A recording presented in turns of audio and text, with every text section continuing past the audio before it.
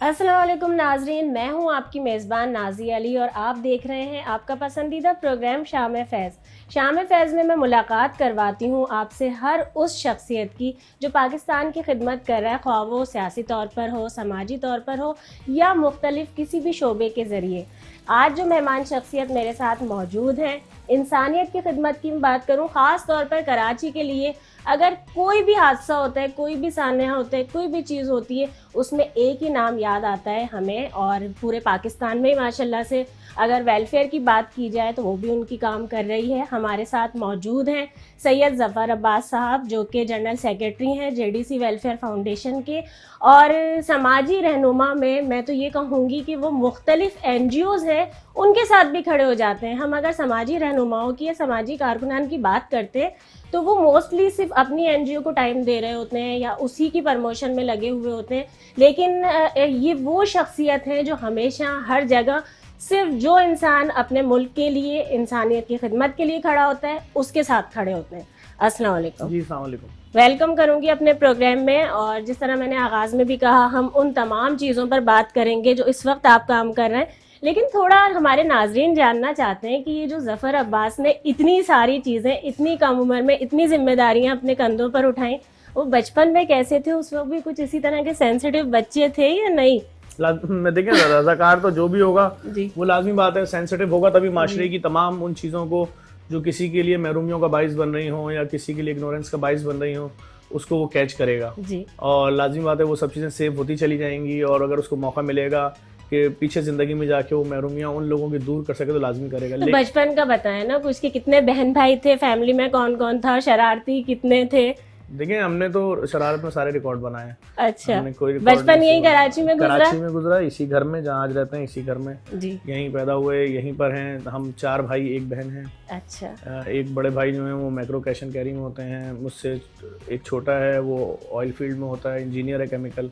उससे छोटा जो है वो गोल्ड मेडलिस्ट है, उसने मास कम्युनिकेशन में ग्रेजुएशन में भी गोल्ड मेडल लिया जामे कराची से, और मास्टर्स में भी गोल्ड मेडल लिया।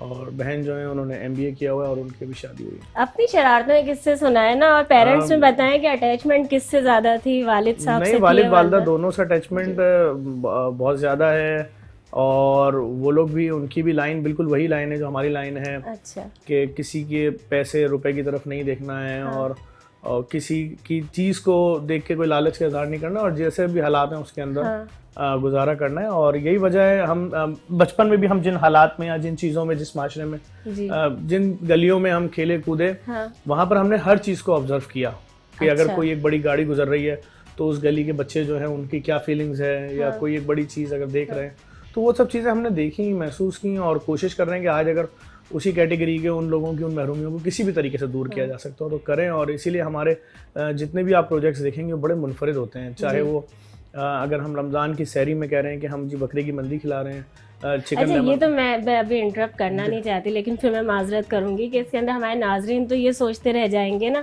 कि हम तो ये जानना चाहते हैं कि ये ज़फ़र अब्बास जो हमारे सामने मौजूद हैं और सबके सामने हमेशा हर मुश्किल वक्त में खड़े हुए होते हैं, उन्होंने बचपन जब गुजारा उस वक्त भी सेंसिटिव थे, फिर स्कूल कॉलेज जब ये लाइफ स्टार्ट हुई, अपने फ्रेंड्स के बारे में बताएं, कौन से शौक़ थे, स्पोर्ट्स की तरफ लगाव था या नहीं? देखिए, स्पोर्ट्स की तरफ लगाव था, और टूर्नामेंट खेले भी। क्रिकेट के इतने अच्छे नहीं थे खेलने में, तो करा दिए टूर्नामेंट। अच्छा और कराची की तारीख के सबसे बड़े टूर्नामेंट भी कराए, हाँ जिसमें 64 टीमों ने हिस्सा लिया। क्रिकेट के matches, all Karachi, table, colour kit night tournament, और मुख्तलिफ काम सारे किए हैं। मतलब आप किसी भी काम की बात करेंगे, आप बोलेंगे हाथ छोड़ के मोटरसाइकिल चलाइए, हाँ चलाइए। नहीं, स्कूल कॉलेज मतलब के टाइम पे किस तरह के लड़के हुआ करते थे उस वक्त? बिल्कुल ये ऐसे था लड़के कि होते थे एजुकेशन पे कुछ ध्यान था या भाग जाते थे? नहीं, एजुकेशन पे इतना कोई खास ध्यान नहीं था। नहीं था। ये था कि पेपरों पे जिस तरह सब पेपर देते हैं वैसे हम भी देते थे। अच्छा। कोशिश करते थे आगे पीछे बैठे वाले बच्चों से अच्छी सेटिंग हो, दोस्ती अच्छी हो। अच्छा, फैमिली को ज्यादा उस वक्त टाइम दिया करते थे या फ्रेंडली थे कि नहीं, फ्रेंड्स के अंदर जाना है, घूमना है, आउटिंग करनी है, इस तरह के? मखसूस फ्रेंड्स थे, और क्योंकि लाजमी बात है हम बहुत ज़्यादा शरारती कह लें या बहुत ज़्यादा चक्करों में लगे रहते थे, तो इसलिए हर कोई हमारे से दोस्ती बर्दाश्त भी नहीं कर सकता था। हाँ तो ये सब चक्कर था। और फिर लाजमी बात है, मैंने मैट्रिक के बाद से तो हमने सोशल वर्क शुरू कर दिया था। अच्छा हम उसके बाद से लगे में जी। कम्युनिटी में हमने बड़ा काम किया, फिर कम्युनिटी से हम ह्यूमनिटी की तरफ बढ़े, जी और जहन खुलता चला गया। हमें समझ में आया कि दर्द जो होता है वो सिर्फ हाँ। अपने सगे भाई के ही दर्द नहीं होता, हाँ। दर्द तो दर्द है। अच्छा ज़फ़र भाई, फैमिली के बारे में बताएं कि जिस तरह से वो सारी सिलसिला शुरू होता है, तालिब इल्म में भी होती है, लेकिन फिर ज़िंदगी में एक वक्त आता है शादी का, तो वो जब हमसफ़र का इंतखाब होता है तो वो अरेंज मैरिज हुई या लव मैरिज हुई, वो इंतखाब किसने किया? अरेंज मैरिज थी। वालदा ने, फैमिली ने देखा, इन्होंने मामला देखे, सेट किए, उसके बाद मुझे बताया कि भाई हमने ये इस तरह देखा, हम रमज़ान में निकाह करेंगे और जी 2 महीने बाद रुखसती करेंगे। और मैंने कहा ठीक है। और बहुत अच्छा फैसला था फैमिली का, मैं बहुत सुकून में हूँ और मैं समझता हूँ अगर उसके अलावा ज़रा सा भी फैसला ऊपर नीचे होता तो अच्छा, सुकून इन्होंने पहले ही कह दिया मेरे हाँ। पूछने से पहले, क्योंकि मैं इनका वही सुकून पूछती कि उसके अंदर टाइम आप जितना, क्योंकि जो आप समाजी खिदमत करते हैं उसमें आप इतना टाइम नहीं दे पाते लाजिम बात है ना, अगर आपको घर से फ़ोन आ रहा हो जी कि जी मेरा 10वां फ़ोन है या मेरा 11वां फ़ोन है या मेरा 25वां फ़ोन है, क्यों नहीं आ रहे, किस लिए नहीं आ रहे, अम्मी आई हुई हैं, बाबा आए हुए हैं, फलाना है, ऐसा है, वैसा है, सालगिरह है, उसकी सालगिरह है, उनका वलीमा है, उनका अकीका है, उनके, तो फिर आप समाजी काम तो नहीं कर सकते। नहीं कर सकते, ये वाला सुकून है। इंतखाब घर वालों का बहुत अच्छा था, उस पर आप बहुत अच्छा था और मैं बहुत सुकून में हूँ।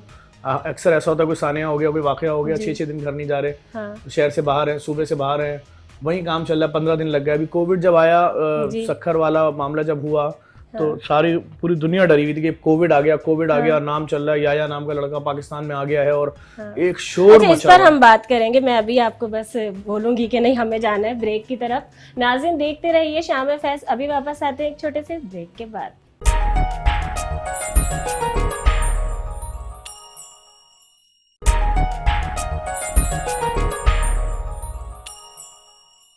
वेलकम बैक नाजरीन, आप देख रहे हैं शाम फैज़ और हमारे साथ मौजूद हैं ज़फ़र अब्बास साहब। और ब्रेक से पहले कोविड का जिक्र कर रहे थे आप कुछ, और सक्खर का, वो ज़रा कंटिन्यू। देखें, हुआ ये इस तरह, जब शोर मचा कि कोविड का पेशेंट आ गया पाकिस्तान में और एक हंगामा मच गया। एक आम आदमी, एक आम माँ जो थी अपने बच्चों को सीने से लगा रही थी कि ये तो बड़ी ख़तरनाक बीमारी है, पूरा घर मर जाएगा। तो हम उस वक्त अपने दोस्तों के साथ जेडीसी टीम निकली यहाँ से सक्खर, सारे पेशेंट्स को, 1200 के करीब पेशेंट्स बोल रहा हूँ जो उस वक्त वहाँ लोग आए थे, उनको वहाँ रखा गया क्वारंटाइन में। उसमें टेस्ट हुए, कोविड के केसेस अलग हुए, उन तमाम के लिए, चाहे वो कोविड पॉजिटिव थे, नेगेटिव थे, उनके लिए 1200 लोगों के लिए खाना।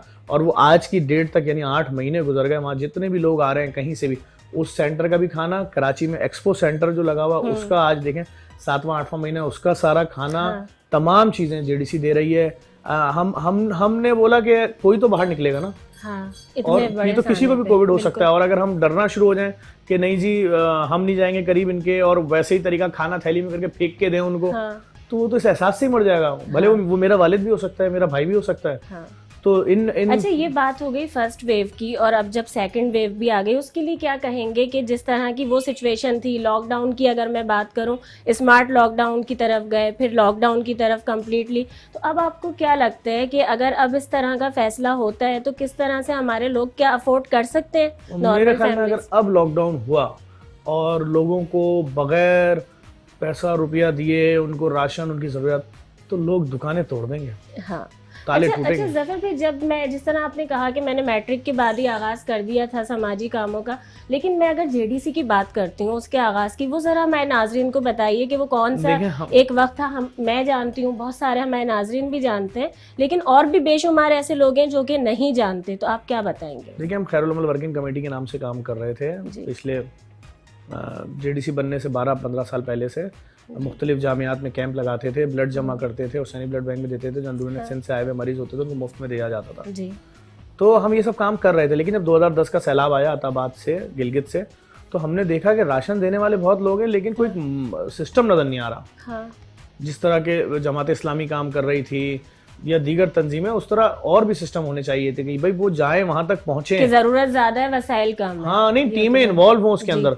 तो हमने फिर सोचा कि फौरी तौर पर डिजास्टर मैनेजमेंट पे इदारा रजिस्टर्ड कराया जाए और फिर हम इस काम में उतरे और फिर हमने बेतहाशा राशन, कपड़े, मच्छर कोश स्प्रे, क्या कुछ नहीं किया। और उसके बाद ये सिलसिला शुरू हुआ और फिर एम्बुलेंस प्रोजेक्ट और फिर ओल्ड एज होम। अच्छा, ये आगाज सारा कराची से हुआ, उसके बाद फिर ये नेटवर्क कराची से शुरू हुआ और पूरे पाकिस्तान भर में पहले। हाँ, अच्छा, इसके अंदर मैं खास तौर पे आपसे एक मैसेज चाहूंगी। जो लोग हमारे यहाँ सोच होती है, आपने उस सोच को भी खत्म किया है, यूनिटी की बात करते हैं आप हमेशा, उसके लिए क्या हमारे नाज़रीन को बताएंगे कि आप भी अगर ये काम कर रहे हैं तो किस तरह से लोग अपनी नफरतों को भुलाकर, क्योंकि आपने सिर्फ ये तो नहीं किया, आप अगर मैं मिलाद की बात करती हूँ, दूसरी चीज़ें आप जब इवेंट्स इस तरह के रखते हैं उसमें भी मुख्तलिफ शोबों से भी आप सबको बुलाते हैं, और मकतबा फ़िक्र की भी अगर आप बात खाना करें, खा रही हैं घर के अंदर, एक सिचुएशन है, आप खाना खा रही हैं, आपके साथ आपके बच्चे भी बैठे हुए हैं, आपके मासूम बच्चे हैं छोटे, और इतने में आपको दरवाजे के ऊपर आवाज़ आती है अपनी बच्चे की उम्र के, कोई 4-5 साल की उम्र के बच्चे की, वो आवाज़ लगा रहा हो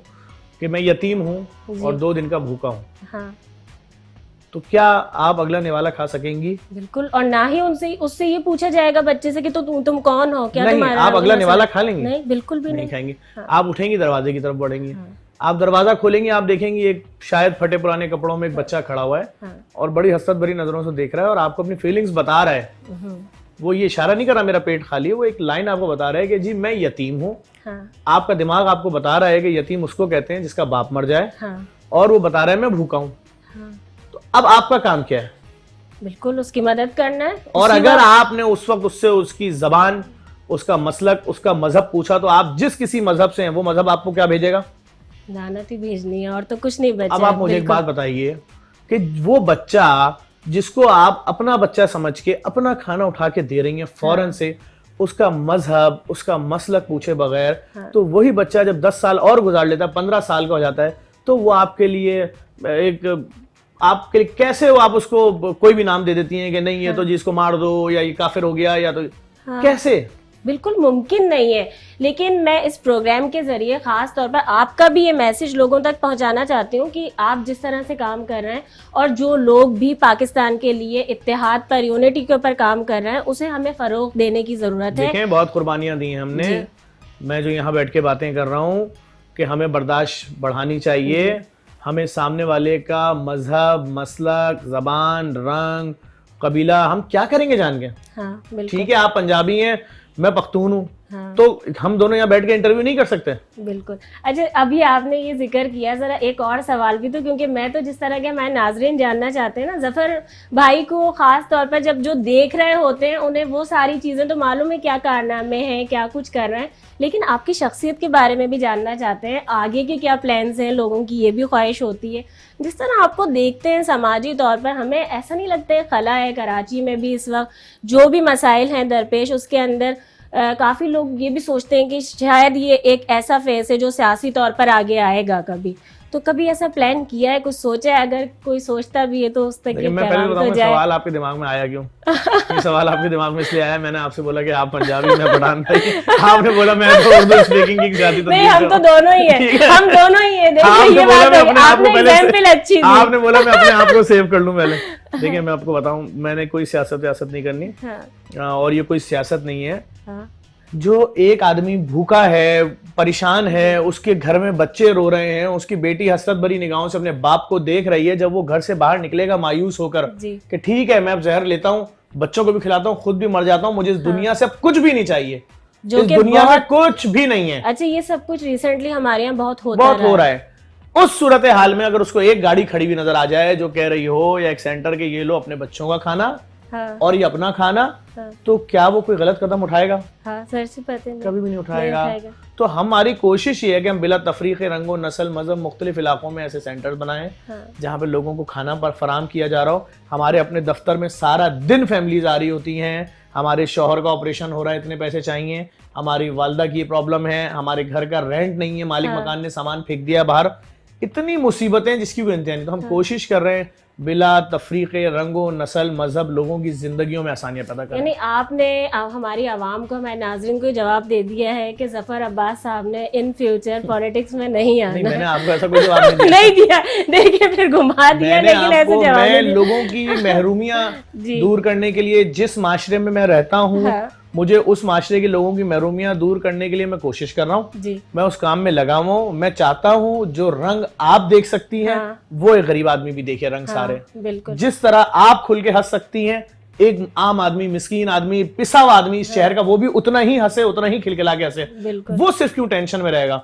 वो दूसरों के लिए क्यों हंसेगा? वो अपनी फैमिली, अपने घर वालों के साथ क्यों नहीं हंसेगा? मेरे शहर में रहने वाले लोग पिसे हुए लोग हैं। आप देखें ना, इनकी जिल्लत देखें।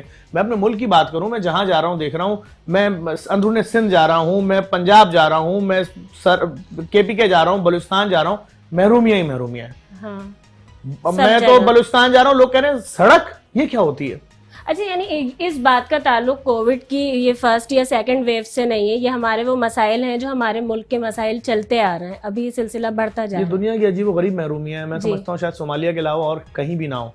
हम अगर खड़े होते हैं थर में बॉर्डर के ऊपर, और हम एक थर के बिल्कुल बॉर्डर के ऊपर हम गए वहाँ राशन बांटने, कपड़े देने, तो हम उस चढ़ाई के ऊपर एक मज़ार बना हुआ था किसी बुजुर्ग का, हम उस बुजुर्ग के मज़ार पे खड़े हुए तो 300 मीटर के फासले पे हिंदुस्तान नजर आ रहा था। अच्छा। उसी रेगिस्तान में ग्रिल लगी हुई थी, लेकिन लाइटें भी लगी हुई थी, सड़क भी बनी हुई थी जी, जिंदगी थी। हाँ। जिंदगी। तो बात इतनी सी है कि हम जिस माहौल में, जिस माशरे में रह रहे हैं, हाँ सही है, चंद फैमिलीज शायद करोड़पति अरबपति बन गई, उनके बच्चे दुनिया जहान के ममालिक घूम भी लेते हैं, पिकनिक भी मनाते हैं, हनीमून भी मनाते हैं, एंजॉय भी करते हैं, हर मौसम के मजे लेते हैं, हर बारिश, हर बर्फबारी सब एंजॉय कर रहे हैं। हाँ। यहाँ तो कोई मरी जाने का तस्वुर नहीं कर सकता, कैसे जाएगा? रोटी नहीं है। लेकिन आपकी तरह और भी बेशुमार लोग, खासतौर पे आप सोच रहे हैं ना, हमें उन चीज़ों को तो अप्रिशिएट करना चाहिए ना, इसीलिए तो आज मौजूद हैं आप यहाँ पर। नाज़रीन, शाम फैज़ में अभी वक्त हुआ है ब्रेक का, अभी वापस आते हैं एक छोटे से ब्रेक के बाद।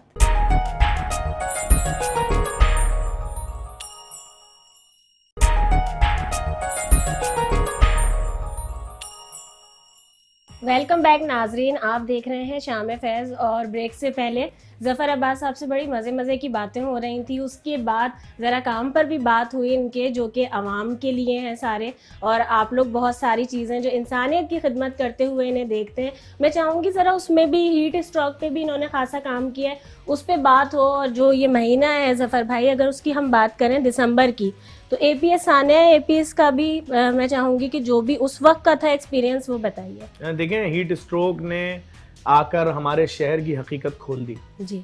वो वक्त के बेटा कॉलेज जा रहा है, घर से बाहर निकला, खड़ा हुआ, अचानक गिरा जी। बाप बाहर आया, देखा बेटा तड़प रहा है, मर गया। हाँ। ना किसी ने पहले से पैगाम दिया कि इस किस्म की आफत आ रही है, इसका इलाज है, मुंह पे पानी डाल देना एक बाल्टी, बच्चा बच जाएगा जी। लोग अपने बच्चों की, अपने प्यारों की लाशें लेकर घंटों फिरे हैं शहर में। एम्बुलेंसें नापैद हो गई, प्राइवेट गाड़ियां नापैद हो गई, कब्रिस्तान में कब्रें 4.5 लाख की बिकी। ये वो टाइम है। बात सिर्फ इतनी सी है, कोई जिंदगी की सहूलियात उसके बाद किसी चीज में इजाफा नहीं किया गया। हाँ। उस वक्त देखा गया मुर्दा खाने नहीं है, बर्फ की सिलों पे लाशें रखी गई, 2-2 दिन गुस्ल देना मुमकिन नहीं था। वो मैंने वीडियोस डाली में जिसमें लड़कियों की लाशों के पास खड़े उनकी माओ को वास्ता दे रहा हूँ कि तुम इसकी सगी माओ, तुम क्यों डर रही हो, तुम्हें क्यों बदबू आ रही है, 2 गुस्ल। वो कैसे गुस्ल दे? हाँ। उसका हाथ ही नहीं जा रहा, बॉडी फूल के इतनी बड़ी हो चुकी है। बिल्कुल, हमने इस शहर में वो दिन देखे हैं। और जहां तक आप बात कर रही हैं, अच्छा अफसोस क्या है, ना कोई नए मुर्दा खाने बने, ना कोई अस्पतालों की इमरजेंसियां बनी, कुछ भी नहीं है। अभी अगर आज इस शहर में ज़लज़ला आ जाए तो सिर्फ जो बचेंगे ना लोग, हाँ। वो लाशों के ताफुन से मर जाएंगे। वो हमने कोविड में नहीं देखा, ऐसा नहीं लगता कि ऐसा ही है। क्या देखा आपने? आपके पास कौन से अस्पताल थे? एक्सपो सेंटर पूरा बंद पड़ा है, भरा हुआ है मरीजों से। तो क्या ऐसा होता है इतने बड़े शहर में, 4.5 करोड़ की आबादी के शहर में, क्या आपके पास अस्पताल ही नहीं है? तो अगर तुम्हें नजर आ रहा है अस्पताल नहीं है तो शुरू करो ना प्रोजेक्ट जी। कब तक लड़ोगे? इसकी सीट, उसकी सीट, वो हुक्मरान, मैं हुक्मरान, बस यही चलता रहेगा हर 5 साल जी। जुल्म हो रहा है आपके सामने। अभी साना APS क्या जुल्म नहीं हुआ? वो बच्चे घरों से निकले थे, उनकी माओ ने उनको किसी बच्चे को शर्ट पहनाई, टाई लगाई, खाना दिया तैयार करके, टोस्ट तैयार करके दिया, बेटा ये लो, ये जूस का डब्बा भी रख दिया, सब कुछ रख दिया। इन दी एंड क्या हुआ? उनके बच्चों को ज़िबा कर दिया गया। हाँ। स्कूलों में ये होता है, इसी कौम ने वो सानेहा भी सहा। तो बात ये कि हम जिस महरूमी की, जिस बर्बरियत की, जिस जुल्म की जो भी बात कर ले कम है। हाँ। उससे बड़ा होने वाला होता है यहाँ पर। बिल्कुल। कैसे रोका जाएगा? जब तक माशी तौर पे लोग मजबूत नहीं होंगे, जब तक लोगों को रोजगार नहीं मिलेगा।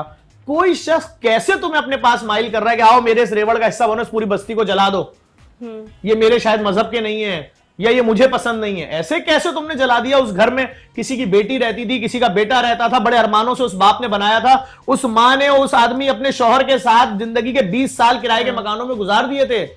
अब जाके उन्होंने छोटा सा घर बनाया था, आपने जला दिया। अच्छा, ये जो आपने अभी लफ्ज यूज किया है, मैं उसी के ऊपर आती हूँ कि ये एक्सपीरियंस उस वक्त आपको फिर कैसा लगा जिस वक्त हमारे भी सुनने में आया और लोगों ने भी देखा कि इससे राशन ना लो तो ये हो जाएगा, इससे ना लो तो ये हो मुझे जाएगा। कुछ नहीं हुआ, ये सब कुछ हुआ ना उस टाइम पे, कोविड के टाइम पे। मेरे एम्बुलेंस ड्राइवर मारे गए 5-5 जी। एक ड्राइवर एम्बुलेंस में जख्मी को लेकर जा रहा है जिन्ना अस्पताल से अब्बासी अस्पताल। हाँ।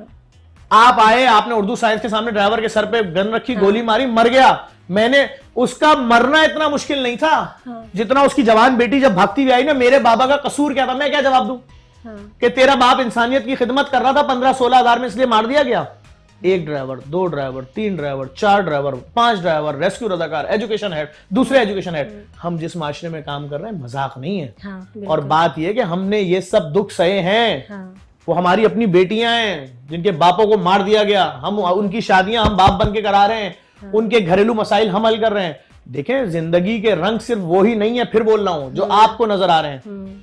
इधर मेरी आंखों के आगे एक्सरे शीट क्यों लगी हुई है, मुझे रंग क्यों नजर नहीं आ रहे? तो जो ये लोग हैं इनकी आंखों में भी रंग डाल रहे हैं, इनकी महरूमियां दूर करनी है। मेरे लिए इतना मुझे गुस्सा आया, मैं आज सुबह एक वीडियो बना रहा था अपने मोबाइल रेस्टोरेंट पे खड़े होके, उसमें सारा मजदूर तबका बेचारा, रंग करने वाला, सिक्योरिटी गार्ड आके नाश्ता कर रहा है। वो कह रहा है मुझे एक और अंडा हाफ आमलेट दे दो, मेरा वो जो शेफ है वो आमलेट दे रहा है। नीचे एक साहब ने कमेंट लिखा, बिला वजह में इनको खाना खिला के मुस्टंडे बना रहे हो, इनको रक्शे दिलाओ, कारोबार कराओ। अबे वर्दी पहना हुआ है, वो नौकरी कर रहा है, इसका मतलब है उनको गार्ड है किसी कंपनी में, 8-9 हजार रुपए मिलते होंगे। कितना 12,000 तो घर किराए का घर मिलता है कच्ची आबादी में जी। फिर अगर मैं उसको 100 रुपए का एक दिन का नाश्ता और खाना बचा लूं 200 रुपए का, तो वो अपने बच्चों के लिए कम से कम कुछ तो कर लेगा, खाना ही खिला देगा पेट भर के। लेकिन लोगों की ज़हनी हालत इतनी खराब है, ना खुद करते हैं ना किसी को करने देते हैं। और अफसोस ही कर सकते हैं, आपके प्रोग्राम का टाइम भी कम है मैं समझता हूँ, और आपकी ये जो प्रोग्राम का नाम है शाम फैज, शाम फैज, तो ये शाम फैज शाम गम ना बन जाए। तो मैं इसलिए इसको, बात ये कि हम जिस माशरे में रह रहे हैं वहाँ हमें खुशियाँ नज़र नहीं आ रही, तो मैं क्या आपसे बात करूँ हंसने की, या मैं अपना बचपन क्या आपको सुनाऊँ? मेरा बचपन, मेरा हंसी मजाक इस वक्त की जो महरूमियाँ है उसके आगे कुछ नहीं है। और मैं अपना कोई भी हंसी मजाक का वाक़या बना के अपने देखने वालों को, या जो मुझे पसंद करते हैं, जो मेरे साथ है, मेरी टीम है, मेरा एक लश्कर तैयार हो चुका है, अच्छा, मैं उन लोगों को तकलीफ नहीं दूंगा। वो इस वक्त परेशान है, मुसीबत में। मेरे लोग, मेरे पाकिस्तान के लोग पिस रहे हैं। नहीं, वो एमएनए नहीं है, उनके खानदान में कोई एमएनए नहीं है, हाँ। उनकी नस्लों में कोई एमपीए नहीं है। अच्छा ज़फ़र भाई, हमारे चैनल के लिए कोई मैसेज देना चाहें फैज़ नेटवर्क के लिए? मैं आपके चैनल को मुबारकबाद दूंगा और कि आप लोग लोगों से मिल रहे हैं और हमारे जैसे लोगों तक भी आए, और आपने कोशिश की कि हमसे हमारी ज़िंदगी के वो खुशी के पहलू लें, लेकिन शायद हमारी ज़िंदगी में खुशी के पहलू इतने ज़्यादा नहीं है, तो इसलिए जो चीज़ें थी हमने वो आपसे शेयर की। और अल्लाह ताला आपके चैनल को तरक्की दे। और जो अभी APS के साने में हमारे बच्चे शहीद हुए थे, उनकी बरसी है, अल्लाह ताला उन सबकी भी मग़फ़िरत फरमाए, उनके वालिदैन को सब्र जमील इनायत फरमाए, उनकी माओं के कलेजों को ठंडक दे, और वो इस सानहे को भूल जाएं, वो इस कर्ब को भूल जाएं कि उन्होंने अपने बच्चों के जिस्म के आज़ा कैसे जमा किए, वो इस वाक़े को भूल जाएं ताकि वो दोबारा से ज़िंदगी की तरफ लौटें। Thank you so much. आपका शुक्रिया ज़फ़र भाई, ये मेरी और मेरी टीम की तरफ से आपके लिए थैंक यू सो मच। एक और गिफ्ट है आपके लिए मेरी पूरी टीम की तरफ से। अरे बहुत शुक्रिया,